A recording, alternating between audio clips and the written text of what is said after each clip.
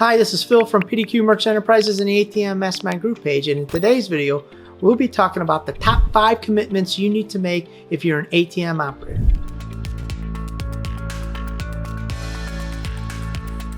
Always remember, here at PDQ Merchant Enterprises and the ATM Mastermind Group page, we buy your freedom back one transaction at a time.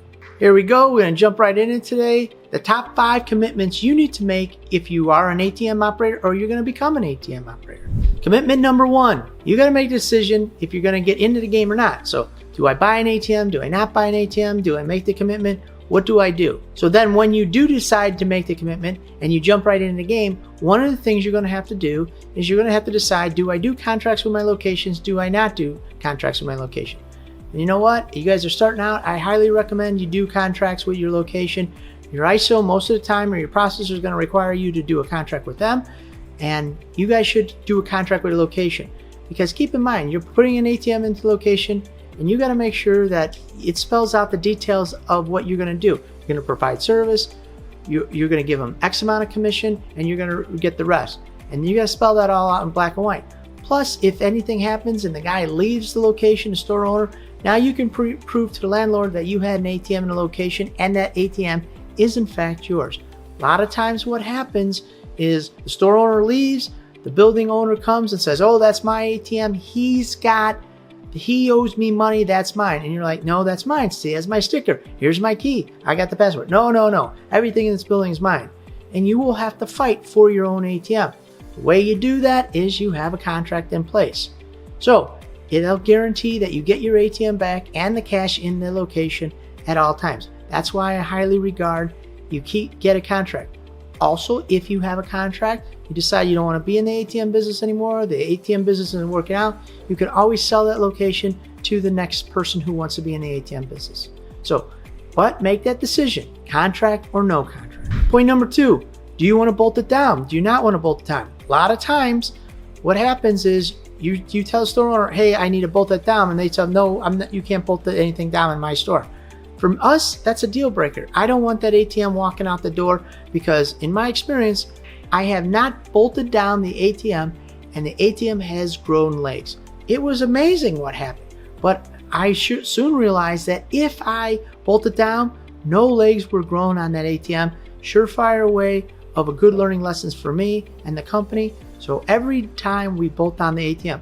Now, if they don't want it bolted down, it's a deal breaker. We're out. We're not going to do that anymore. We have purchased routes where they don't bolt it down, and I'm not comfortable with that. And I've been slowly but surely, I wean that off and we bolted the ATM down. But for us, any new deals, deal breaker, we always bolt down the ATM.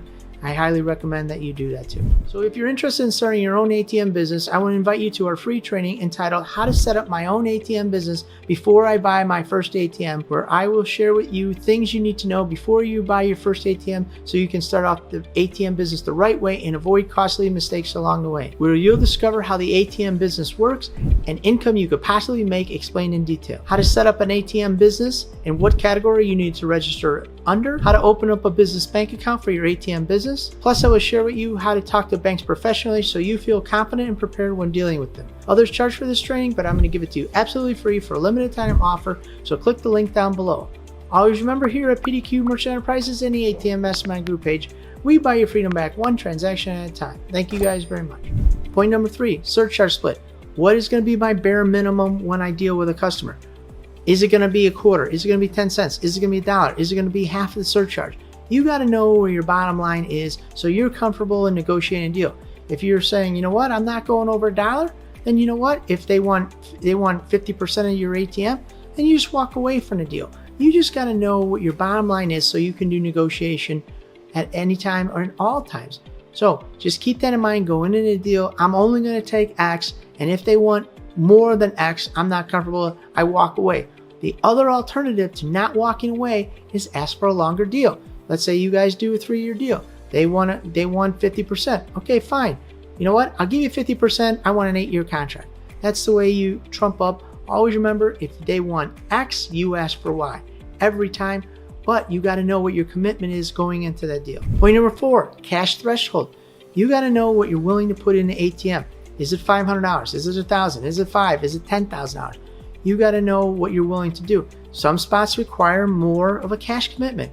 You got to be able to have that cash commitment. I see so many times a guy says, I want to get in the ATM business. They put the ATM in, and guess what? They put $500 in, they put $300 in. That ATM is constantly out of money. Then they say, hey, I'm getting out of the ATM business. I say, what happened? And they say, well, I couldn't make it work. Well, the ATM was out of money for 2-3 days at a crack.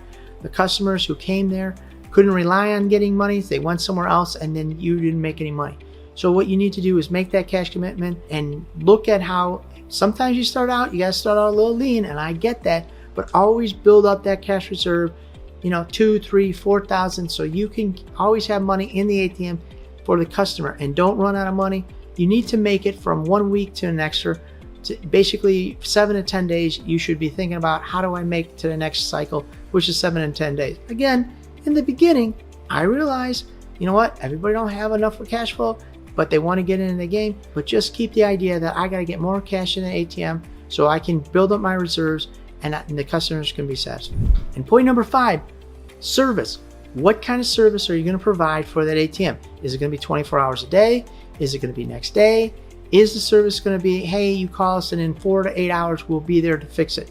You got to have that service commitment, so when you go in, you can instruct your customer, hey, you call us and inside of 4 hours we'll be there, inside of 8 hours we'll be there, or provide next day service.